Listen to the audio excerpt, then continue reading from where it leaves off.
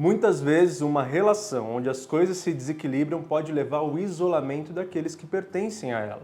Como uma forma de proteger, garantir a atenção ou até mesmo a dificuldade de ceder, causa com que o indivíduo se isole do mundo através de um medo, de um fator psicológico, de uma tensão que há na relação. Para tentar definir esse termo, essa situação, eu criei uma ideia que é o complexo do ilhado. Ele está aqui citado no meu livro Nada Menos Que o Amor, é meu livro mais novo, exatamente no capítulo Posse. Amar não é possuir. Aqui dentro, como uma forma de traduzir isso, criei esse termo a fim de traduzir o que é o isolamento psíquico de uma pessoa a qual ela vai ficando dentro de uma atmosfera a qual parece justificar e parece até estreitar a percepção a ponto de validar que esse é um bom lugar. Bom, sendo assim, só nos resta debater se de fato o isolamento nessa relação é um fator de saúde ou é um fator de comprometimento de si mesmo. Obviamente de comprometimento, mas com uma ideia de bem-estar, com uma procura de sanar o bem-estar dessa relação, um erro e por isso chamado de complexo, porque muitas coisas aí aparecem para que possam intervir e parecer que isso seja até natural, ao ponto da pessoa não perceber o seu erro. Meu nome é Victor De Gasperi, eu sou psicólogo clínico e escritor. É um imenso prazer te ter por aqui. Olha, se você gosta de psicologia, psicanálise e reflexões, se inscreve aqui no canal, que não é um conteúdo para profissionais, é para todo mundo e você vai sempre ser muito bem-vindo. Aqui embaixo também na descrição tem os links, tanto das redes sociais, quanto, por exemplo, desse livro, onde você pode encontrar mais do meu trabalho. Então vamos a isso. Olha só, complexo do ilhado, o isolamento que lhe afoga. Vamos olhar para essa situação e entender esse termo que eu defini através dessa expressão, mas o que ele realmente significa nessa expressão? Quando estamos falando de ilhado, claro que estamos falando de um isolamento. Praticamente, quando estamos falando de uma relação onde seus desequilíbrios tendem a não resultar numa discussão, numa conversa, num crescimento em que as ideias possam se aglutinarem, se desenvolverem, muitas vezes o isolamento acaba sendo uma saída. O isolamento do outro, não, o isolamento do externo. Porque você não vai trabalhando as questões da relação e muitas vezes o externo deixa de ser uma opção porque é justamente onde soa uma ameaça para o casal. Muitas vezes essa pessoa ela não pensa assim, lá fora é uma ameaça, de repente eu posso abandonar o meu namorado, então nem vou para lá. Não, muitas vezes fica sendo diretamente e indiretamente uma pressão que o outro coloca sobre o outro. Quero dizer, eu recebo uma pressão a qual parece que a relação minha com o exterior, ela sempre coloca esse relacionamento em jogo.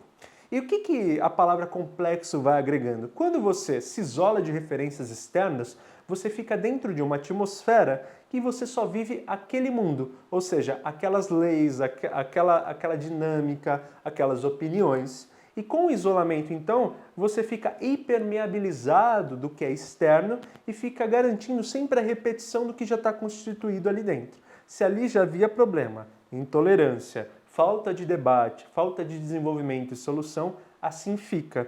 E cada vez mais esse sujeito, justamente pelo isolamento, por estar ilhado, ele perde a referência de que sim, há outras opções, há outros caminhos, há outras possibilidades.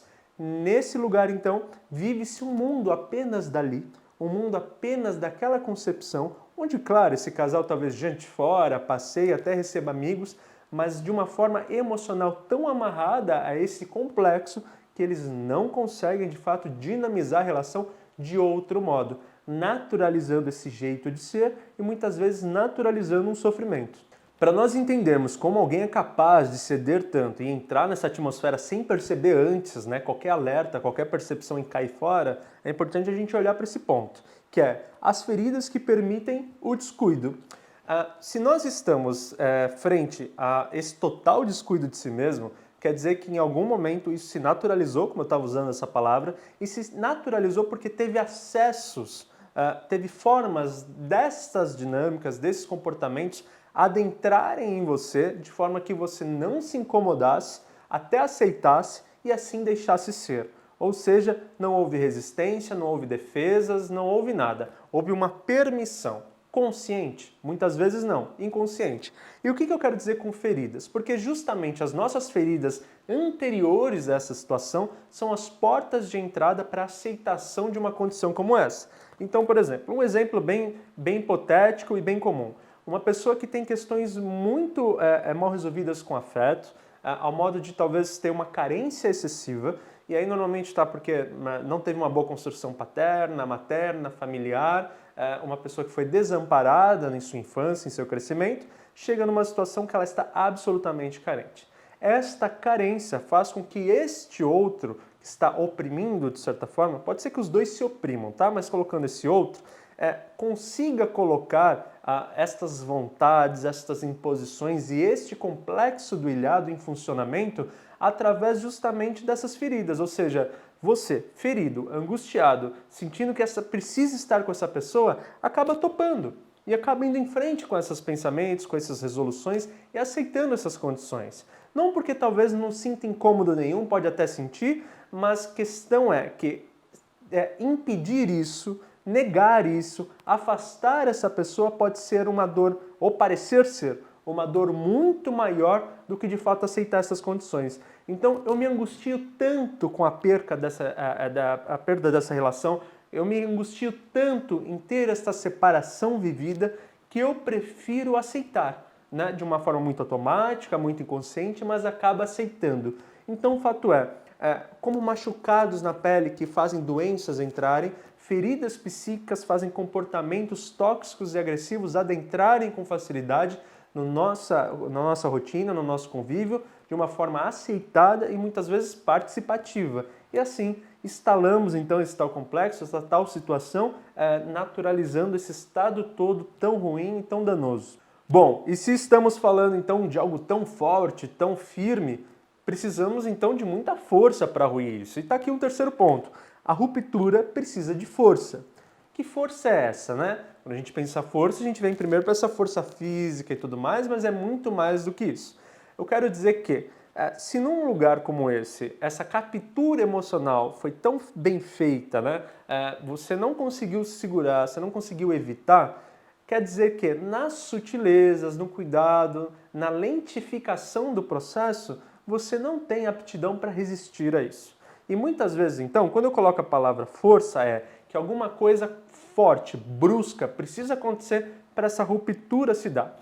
Muitas vezes, e infelizmente, isso acontece quando algo muito grave acontece. Acaba acontecendo uma violência, uma agressividade, algo que precisa realmente de intervenção. Os familiares se envolvem, de repente da polícia, né, tem uma certa criminalização. E aí, então, essa seria uma tal força que impediria, olha, você não está vendo que não dá mais? Teve que entrar outras pessoas, outros personagens, outros contextos, né?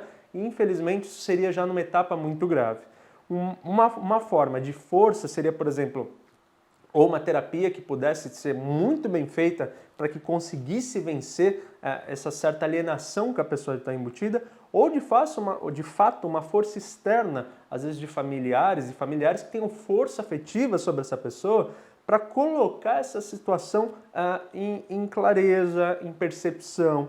É sempre muito difícil, é um trabalho de paciência, principalmente porque qualquer intervenção pode parecer inimiga da relação e de fato acaba querendo de fato quebrar essa relação que não está saudável, mas acaba parecendo só um jogo de inimizades e não é, né? E aí essa pessoa fica ainda mais defensiva, não consegue tomar lado, muitas vezes defende o parceiro ou a parceira que está impondo isso, também fica dividido entre os familiares que querem cuidar e querem intervir, enfim.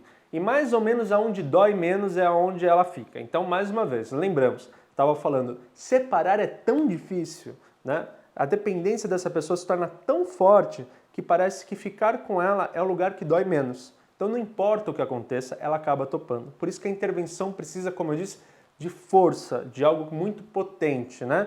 A gente não quer que nenhuma tragédia aconteça, nada muito grave, a gente não quer que nada mais brusco possa acontecer, mas um choque de realidade em algum momento precisa ser dado, um choque de clareza. Talvez a paciência de ir construindo isso seja mais para essa pessoa poder receber esse choque do que de fato uma construção de percepção.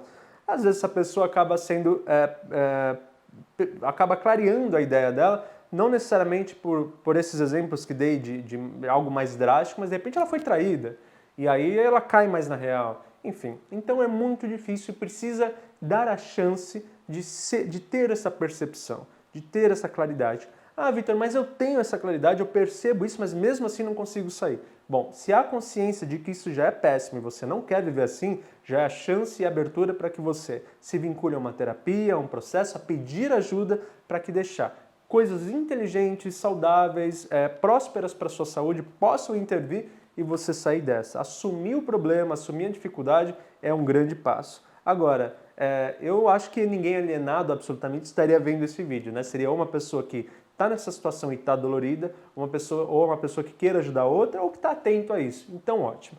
E se você só está atento a isso, se cuide. E se você é uma pessoa que quer ajudar outra, veja que é preciso ir com calma para entrar, mas quando entrar precisa realmente de um choque. Muita lentificação, muita calma, causa adaptabilidade da pessoa e ela acaba continuando nesse lugar e infelizmente até acontecer algo mais brusco. Bom, galera, estamos falando de dores, de relacionamentos, né, de traumas, de complexos, então veja, tudo muito denso e claro que é muito difícil. Mas aqui a ideia é que nós possamos abrir portas de opção para que realmente a saída disso, né, uma vida de maior qualidade possa acontecer. E por isso, só posso agradecer pela sua companhia até aqui, por confiar nas minhas reflexões, por confiar nestas ideias todas, né, nesse complexo que criei como termo. Bom, agradeço muito a sua gentileza. E mais uma vez te convido a se inscrever no canal, a curtir o vídeo. Comenta aqui, me conta a sua história, como que isso funciona para você. Já passou por isso? Já viu alguém vivendo isso? Será um prazer ler. E, como sempre, eu desejo que você seja feliz e estamos super no caminho certo. Um beijão.